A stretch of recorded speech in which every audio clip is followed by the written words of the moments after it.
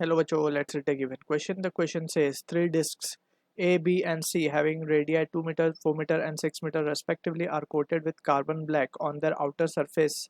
The wavelengths corresponding to maximum intensities are 300 nanometer, 400 nanometer and 500 nanometer respectively.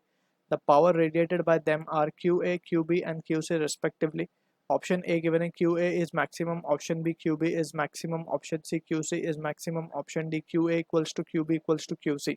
So इस question का जो की concept we need to understand is the concept of Stefan's law plus Wien's displacement law. So according to Stephen's law, we can say intensity of radiation,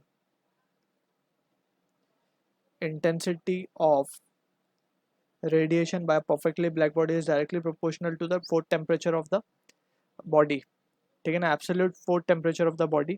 and according to Wien's displacement law we know के जो spectrum में maximum wavelength की corresponding wavelength होती है, in maximum intensity के corresponding जो wavelength होती है that is inversely proportional to the temperature.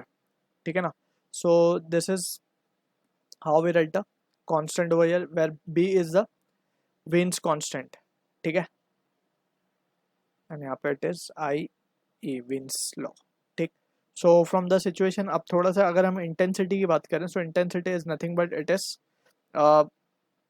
energy passing through unit area in unit time. So this is how we write the value of intensity or the expression for intensity, and that will be equals to sigma यहाँ पे हम बोलेंगे in Stefan's constant and that will t raised to 4. ठीक है.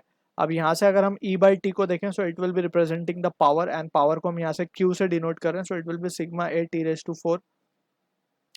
and यहाँ पे जो expression आया, in this two expression we will be using for the question to answer this.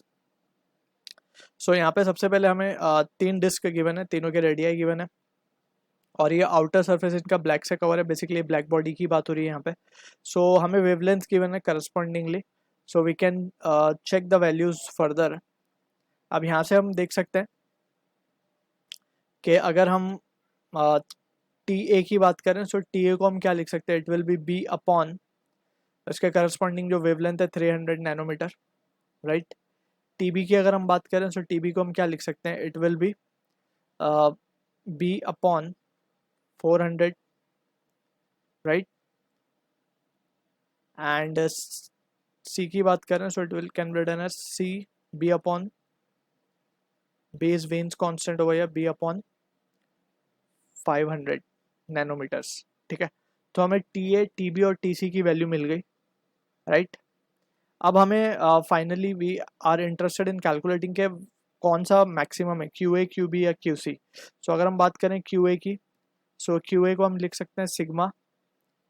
ए की बात करें, सो डिस्क गिवन है बेसिकली है, सो डिस्क का जो भी एरिया होगा it will be pi r square. ठीक है ना, इंटू टी रेज टू 4. तो ये टी ए आ जाएगा बेसिकली यहाँ पे जस्ट. सो यहाँ पे we can substitute the values now. So ये हो जाएगा 4 पाई सिग्मा. टी ए की जगह पे we can substitute T raise to 4 है ये, right. So we have to be careful. So ये हो जाएगा B raise to 4 divided by 300 का रेज टू 4.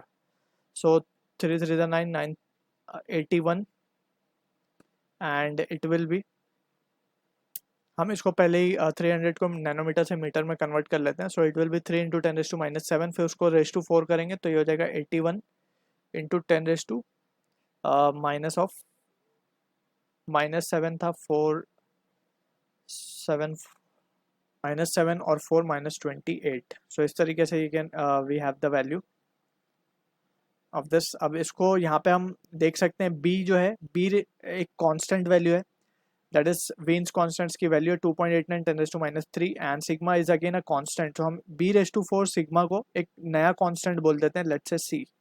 ठीक है ना, ये हर केस में इसकी वैल्यू कांस्टेंट ही होगी. तो हम लिख सकते हैं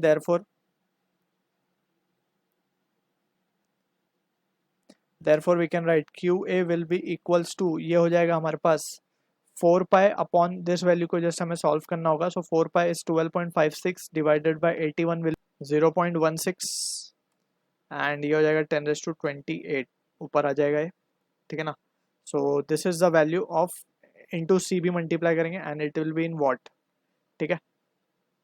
सो ये एक वैल्यू मिली हमें क्यू ए की। अब सिमिलर वे में we have to calculate the value of Q B and Q C. So Q B की जब हम बात करेंगे, सो यही एक्सप्रेशन जो क्यू ए का हमने लिखा उसी तरीके से हम यहाँ पे लिखेंगे, बस 2 की जगह पे we have to put the radius as 4।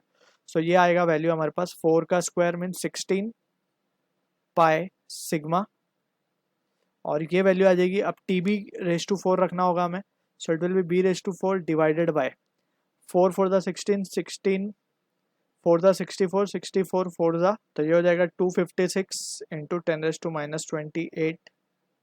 अब इसको सॉल्व करेंगे यहाँ से, तो 16 से कटेगा भी 16 16, तो ये वैल्यू आएगी हमारे पास पाई अपॉन 16 जस्ट करना होगा। सो ये वैल्यू आ रही है 0.19 इंटू 10⁻28 सी, और it is also in watt. So ये मिल गया क्यूबी की value. Similarly we will calculate for C.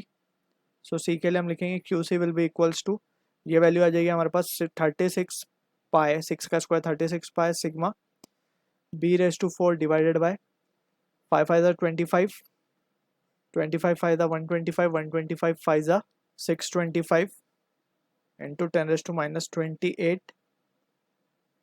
so finally we can say therefore QC की वैल्यू अगर हम देखें, so QC is coming out 0.06 10⁻28 C, जो कि कांस्टेंट है इन वॉट। सो यहाँ से हम देख सकते हैं QB QC और QA में कौन सा ग्रेटर है।